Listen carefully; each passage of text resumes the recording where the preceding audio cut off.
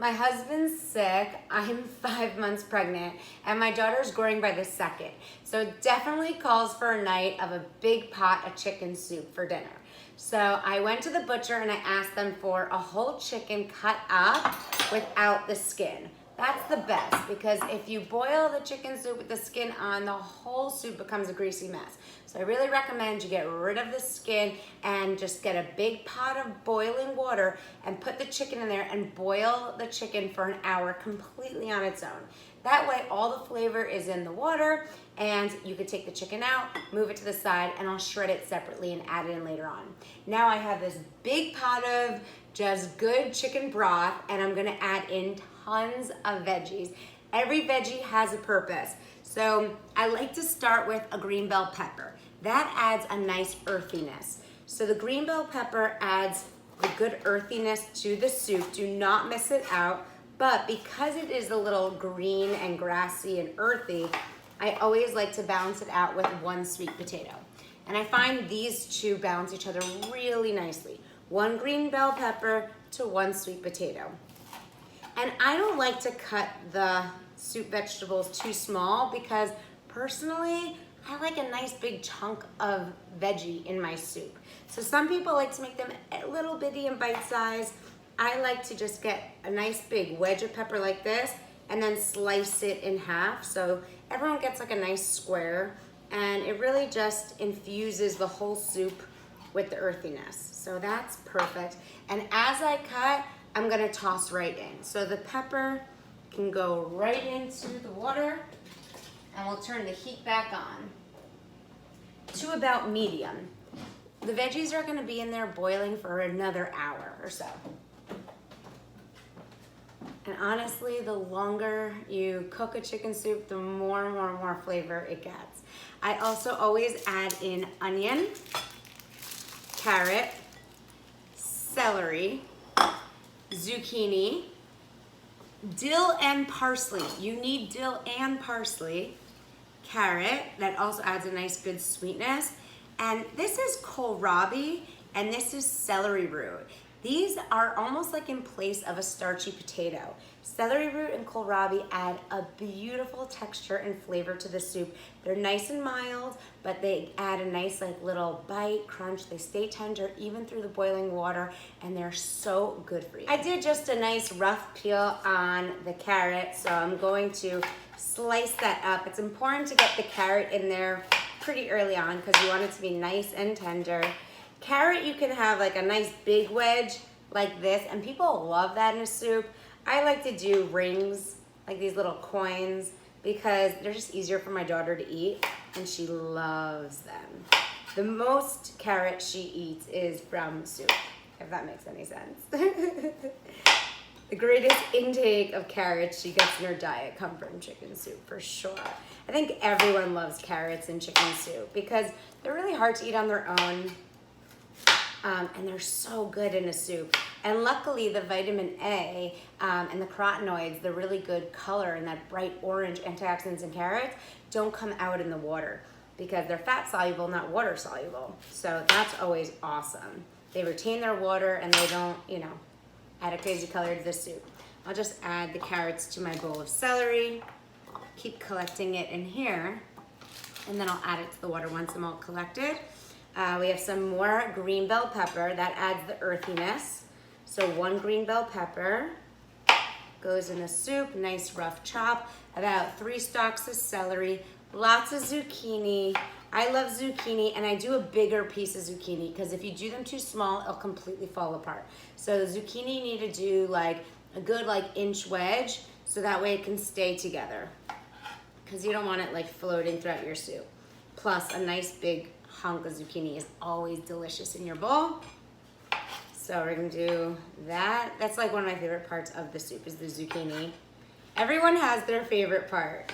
That's why it's really important to make a chicken noodle soup with so many kinds of vegetables, especially if you have kids or you live with a picky eater or you're cooking for a picky eater, because sometimes people say they don't like vegetables, but that's so not true. There's always a vegetable they like, and if you give a lot of variety and you make a chicken soup with tons of different ones, they'll find it.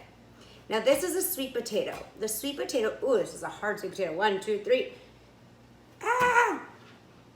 husband would freak out right now. He's very scared of knives.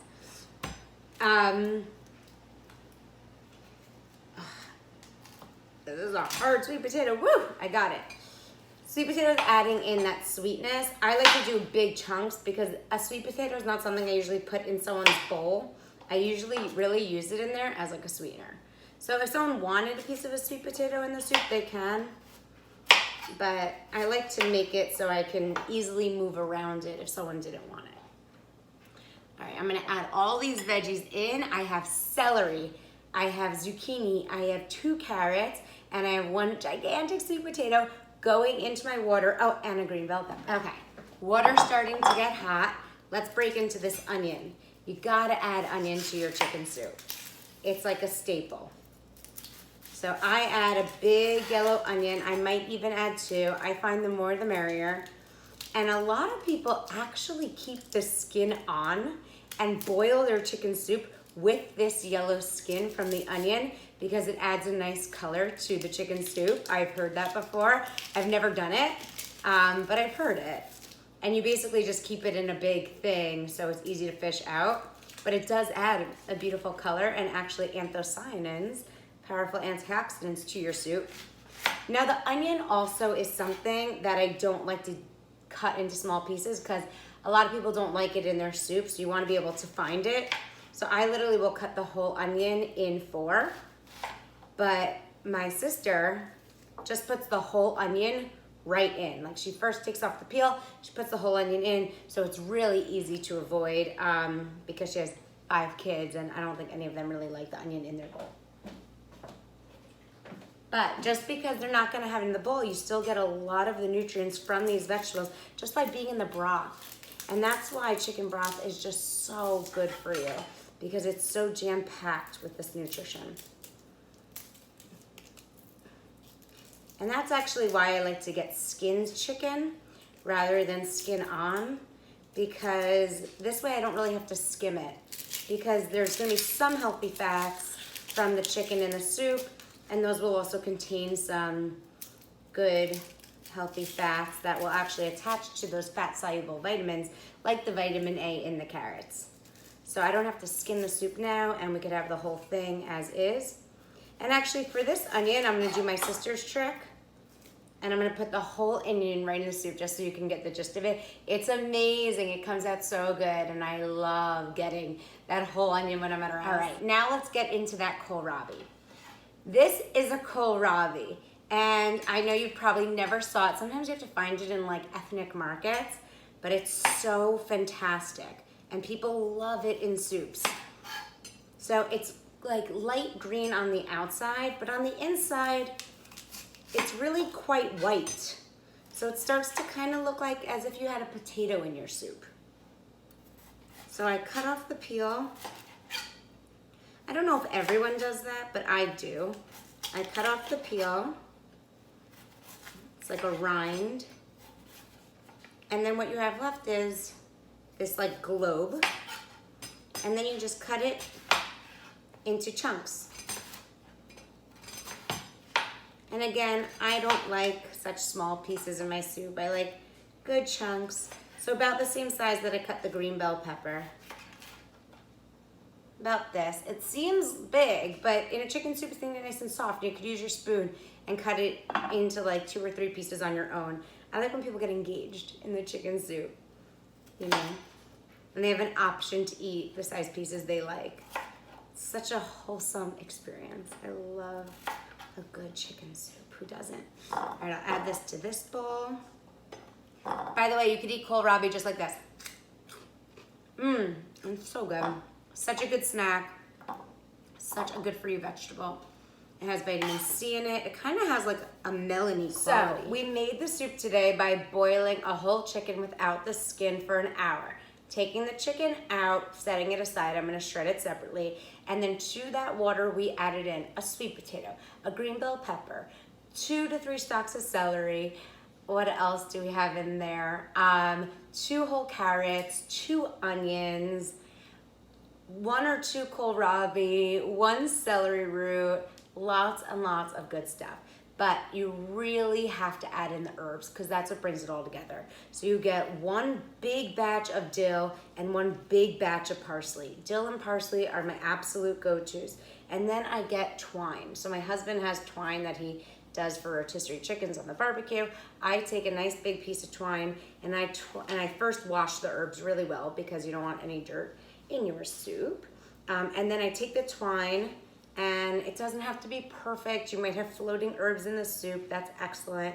But I try to like just tie together the herbs in a nice bouquet and keep them all together. And that way they'll boil right in the soup, infusing the flavor. But in case someone didn't want a huge tree in their bowl, because I'm probably the only person who thinks that's like the best gift on earth, then we can work around it. So I'm literally have tons of dill here, tons of Italian flat leaf parsley, and I'm gonna add this straight to the pot with all my vegetables in it and my chicken broth, and I'm gonna let the whole thing boil for about an hour over low to medium heat.